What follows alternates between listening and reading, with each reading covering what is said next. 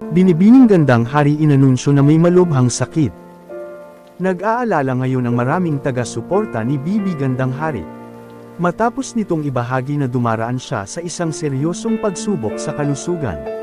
Sa isang emosyonal na mensahe, inamin ni Bibi na kinailangan niyang bumalik sa Pilipinas. Matapos makatanggap ng balitang may natuklasan kondisyon sa kanyang katawan, na nangangailangan ng agarang atensyon medikal.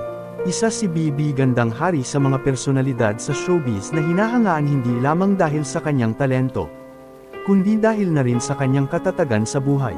Mula sa pagiging matagumpay na aktor hanggang sa pagharap sa iba't ibang personal na pagsubok.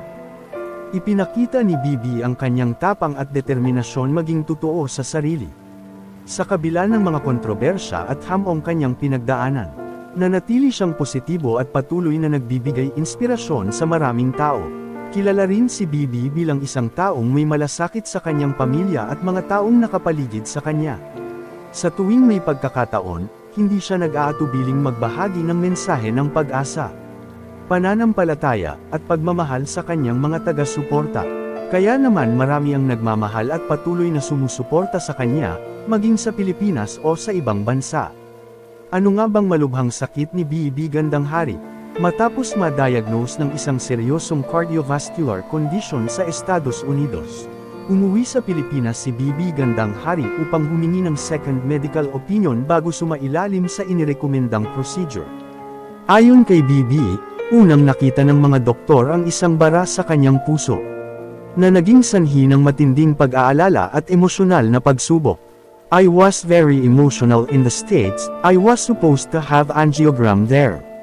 Go through the whole process, but I wasn't sure kasi sabi ko I don't know if I'm too young for that. Kasi they wanted to stent on my heart already, ika ni Bibi. Dahil dito, nagpasya siyang magpatingin muli sa mga espesyalista sa Pilipinas, upang masiguro ang tamang hakbang para sa kanyang kalusugan. Mas naging kampante siya matapos humingi ng second opinion mula sa mga doktor dito sa Pilipinas. Aniya, mas nabigyan siya ng malinaw na direksyon, kung ano ang susunod na hakbang para sa kanyang pagpapagamot.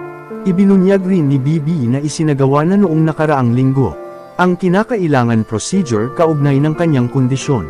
Bagamat hindi niya isinapubliko ang eksaktong sakit na kanyang dinaranas, sinabi niyang malaking ginhawa ang naidulot ng naging proseso at umaasa siyang tuloy-tuloy na ang kanyang paggaling. Dahil sa naranasang health scare, sinabi ni Bibi na napilitan siyang pag-isipan muli ang kanyang pamumuhay. Aminado siyang marami siyang binago sa kanyang lifestyle at araw-araw na gawain upang mas mapangalagaan ang kanyang kalusugan. Sa ngayon, nanatiling positibo si Bibi at nagpapasalamat sa lahat ng nagdarasal at sumusuporta sa kanya. Umaasa rin ang kanyang mga taga-hanga na tuluyan na siyang makarecover at muling maging malusog.